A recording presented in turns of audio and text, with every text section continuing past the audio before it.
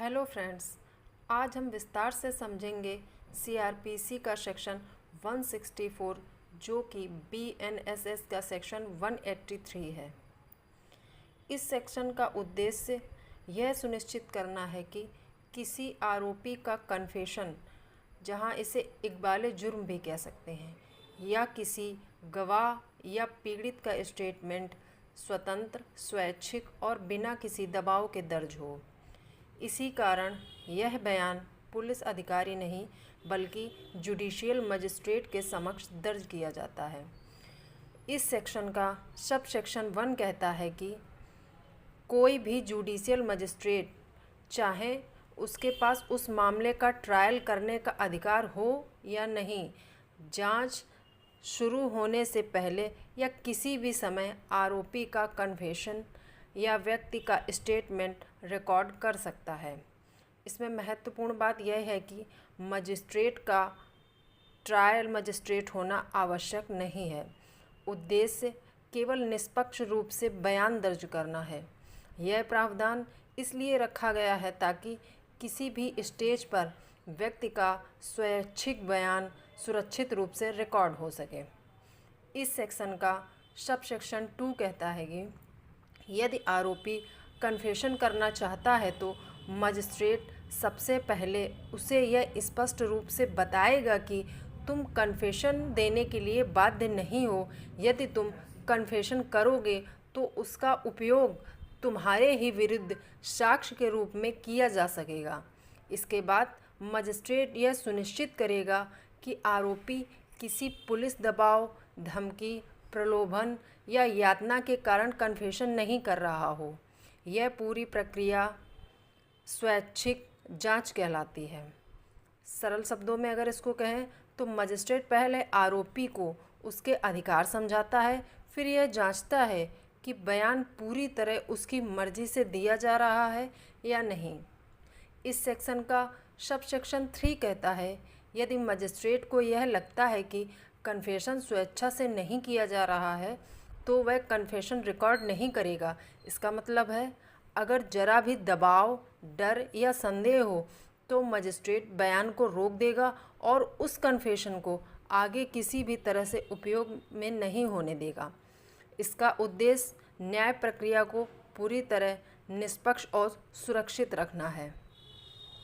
इस सेक्शन का sub section 4 कहता है यदि मजिस्ट्रेट संतुष्ट हो जाता है कि कन्फेशन स्वेच्छा से दिया जा रहा है तो वह कन्फेशन को निर्धारित विधि से लिखेगा, आरोपी को पढ़वाकर सुनवाएगा तथा आरोपी के हस्ताक्षर करवाएगा और स्वयं प्रमाणित करेगा कि कन्फेशन स्वेच्छा से किया गया है।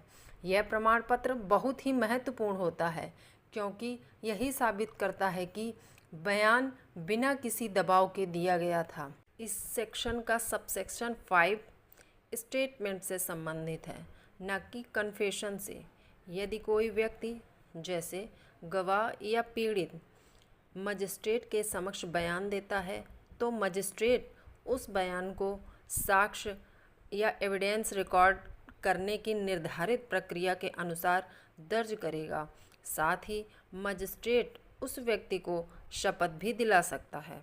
अगर आसान शब्दों में कहें तो कन्फेशन की रिकॉर्डिंग का तरीका अलग है, लेकिन स्टेटमेंट की रिकॉर्डिंग उसी प्रकार होती है जैसे न्यायालय में साक्ष्य रिकॉर्ड किया जाता है। इस सेक्शन का सब सेक्शन 6 यौन अपराधों एवं गंभीर अपराधों के पीड़ित के बयान से संबंधित है। यदि मामला बीएनएस की धारा 64 से 79 या धारा 124 जैसे यौन अपराधों से संबंधित है तो पीड़ित का बयान पुलिस को सूचना मिलते ही यथाशीघ्र मजिस्ट्रेट द्वारा रिकॉर्ड किया जाएगा और जहां तक संभव हो सकेगा यह बयान महिला मजिस्ट्रेट द्वारा ही रिकॉर्ड किया जाएगा। यदि महिला मजिस्ट्रेट उपलब्ध नहीं हो तो पुरुष मजिस्ट्रेट एक महिला की उपस्थिति में बयान रिकॉर्ड करेगा। यदि पीड़ित मानसिक या शारीरिक रूप से दिव्यांग है तो मजिस्ट्रेट इंटरप्रेटर या स्पेशल एजुकेटर की सहायता लेगा और बयान को ऑडियो वीडियो इलेक्ट्रॉनिक माध्यम से रिकॉर्ड किया जाएगा। इसके अलावा ऐसे व्यक्ति का यह रिकॉर्ड किया गया बयान बाद में एग्जामिनेशन इन चीफ के स्थान पर माना जा सकता है और ट्रायल में केवल उसका क्रॉस एग्जामिन किया जाएगा। इस तरह से BNSS ने यौन अपराधों के पीड़ितों, विशेषकर दिव्यांग पीड़ितों की सुरक्षा और सुविधा के लिए विस्तृत प्रक्रिया जोड़ी है। इस सेक्शन का सबसेक्शन 7 रिकॉर्ड किए गए बयान को किसे भेजा जाएगा इससे संबंधित है। जब मजिस्ट्रेट कन्फेशन या स्टेटमेंट रिकॉर्ड कर लेता है तो वह उसका मूल रिकॉर्ड उस मजिस्ट्रेट को भेजेगा जिसके न्यायालय में उस मामले का ट्रायल होना है। मतलब जिस अदालत में मुकदमा चलेगा उसी अदालत को मजिस्ट्रेट रिकॉर्ड किया गया बयान भेज देता है ताकि वह न्यायिक रिकॉर्ड का हिस्सा बन सके। इस तरह से हमने देखा CRPC सेक्शन 164 में पहले केवल स्टेटमेंट और कन्फेशन की रिकॉर्डिंग पर जोर था, जबकि BNSS के सेक्शन 183 में ऑडियो वीडियो रिकॉर्डिंग, एडवोकेट की उपस्थिति, महिला मजिस्ट्रेट की प्राथमिकता और दिव्यांग पीड़ित के लिए इंटरप्रेटर या स्पेशल एजुकेटर को वरीयता दी गई है और बयान को एग्जामिनेशन इन चीफ के रूप में मानने जैसे महत्वपूर्ण नए प्रावधान जोड़े गए हैं। दागदू वर्सेस स्टेट ऑफ महाराष्ट्र 1977 के केस में सुप्रीम कोर्ट ने कहा है कि कन्फेशन तभी स्वीकार किया जाएगा जब मजिस्ट्रेट पूरी तरह से संतुष्ट हो कि वह बिना किसी दबाव या प्रलोभन के स्वेच्छा से किया गया है। इस तरह से CRPC का सेक्शन 164 और BNS का सेक्शन 183 न्यायिक प्रक्रिया की सबसे महत्वपूर्ण धाराओं में से एक है। इनका उद्देश्य आरोपी या गवाह के बयान को निष्पक्ष, स्वैच्छिक और विश्वसनीय बनाना है। यदि आपको ऐसी ही सटीक कानूनी जानकारी चाहिए तो चैनल को सब्सक्राइब करें और वीडियो को अधिक से अधिक शेयर करें। धन्यवाद।